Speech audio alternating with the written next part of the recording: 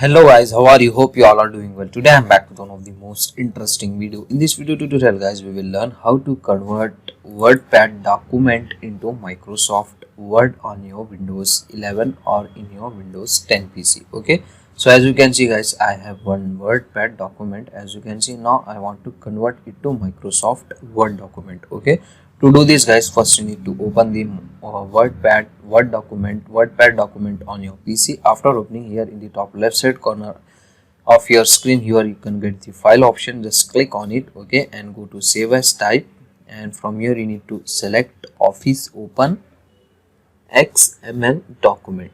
Just select this and give your file name and select your file location where you want to save this. After this guys, just click on save. That's it. Now this file will save as a Microsoft Word document, as you can see guys in my desktop. So when you open this file directly, it will open to Microsoft Word document, as you can see guys. So this is the very easy and very quickest method to quickly convert the WordPad document to Microsoft Word. So that's it for today guys, the short and very simple video. Hope you enjoy this. If you enjoy, please guys don't go back without like, share and subscribe to our channel. Thank you very much.